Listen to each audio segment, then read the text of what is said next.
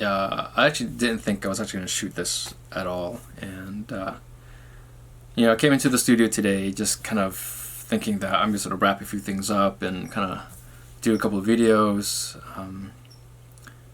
But it's been a really rough 24 hours. Basically, last night my wife and I had to put my dog, my German Shepherd dog, down, Roxy. And it's one of those things where getting a dog, that these days, these things happen, that you will eventually have to put your dog down. Nothing lives forever, and and it came really unexpected. Over Christmas, we the dog got a little sick, and she was kind of just yakking a few times, and we thought nothing of it. She had some diarrhea, and we got some medication that took care of it.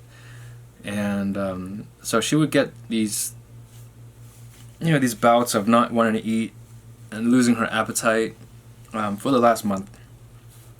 And it would come and go, with medication. And finally yesterday morning, she just wouldn't eat at all, and she just yacked everything up. It was just a really bad puke, and it just smelled really foul. And so we took her into the vet, and they did some x-rays, and they found a tumor the size of her heart, right above her heart, in front of her heart.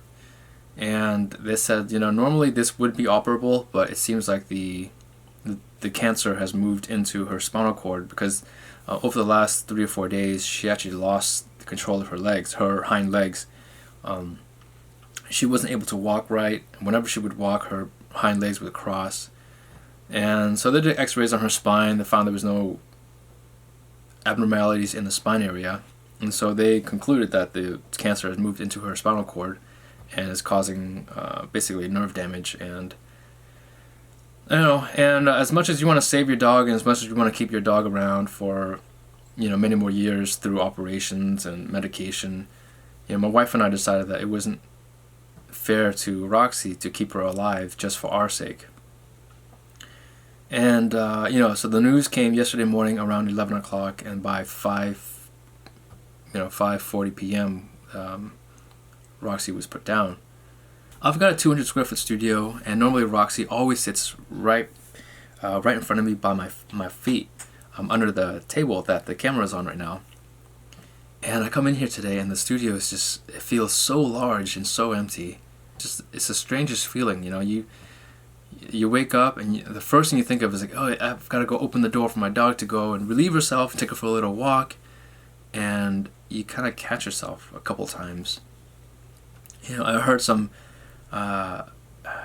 noises last night, and I'm thinking, oh, it's a dog running around. It's not the dog.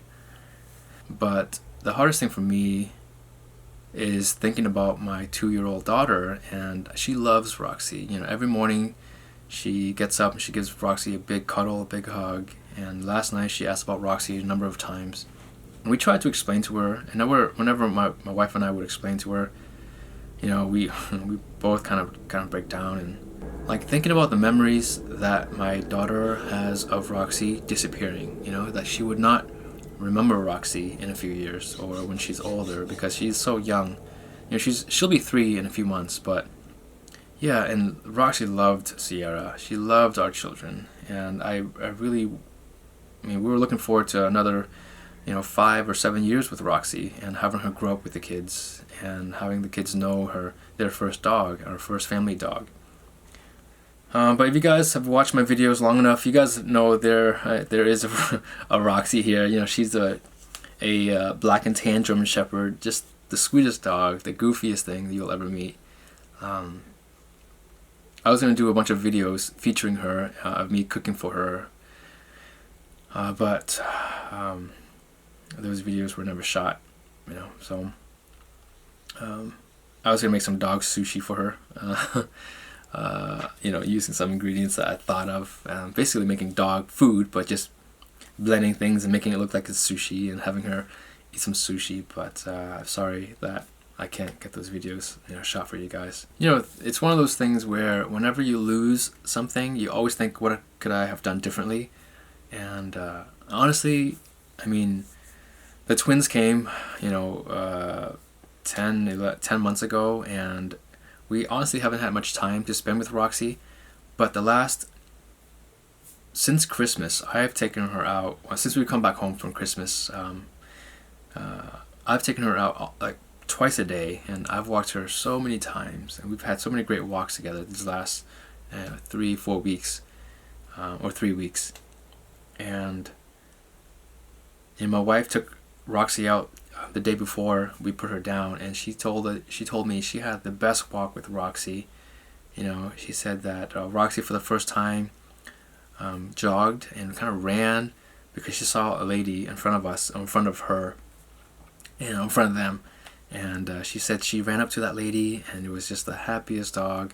And the lady was just the sweetest woman. She gave Roxy some pets, and my wife was almost in tears, telling her that Roxy hasn't had the energy to run for the last couple of weeks.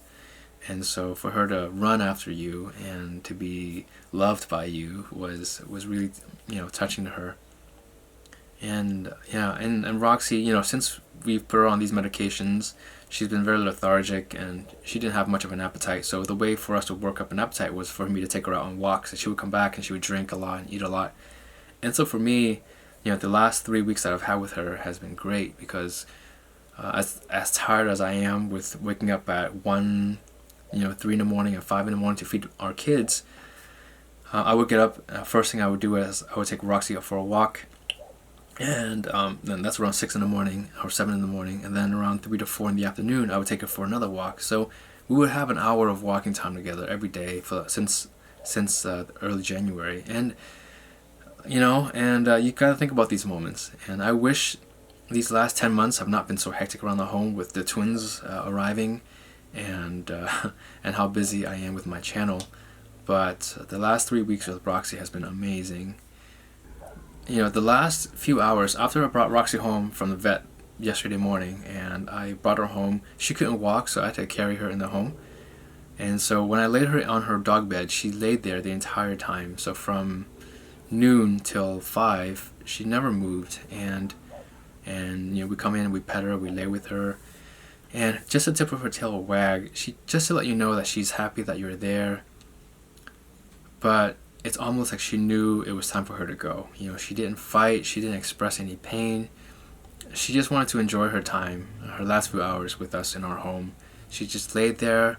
We gave her some water every few hours, and she was just really happy and content, laying on her dog bed. So we knew that it was time for her to go. As painful as it was to make the decision and to make that phone call, it doesn't make it any easier. It doesn't make anything any easier.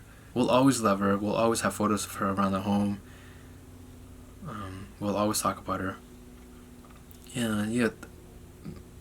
For me, one of the lessons that I want to walk away from is I want to make sure that my daughter Sierra remembers Roxy, because they were such good friends. Every night she would go to bed and she would ask, "Where's Roxy?" when Roxy would be sitting out in the living room. So every night she goes to sleep with Roxy, and every morning she wakes up with Roxy, and they would cuddle before Sierra would go to bed, and they'd cuddle before Sierra would actually wake up and leave her room.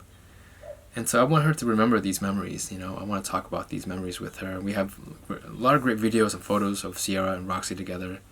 And so so for me, as a reminder, or for a way of keeping Roxy's memories alive, is by just replaying them and showing them to Sierra, letting her know how much she loved this dog and how much this dog loved her, and how great of friends they were. So so she's gone now, and she's not suffering anymore, which is the most important thing for my wife and I.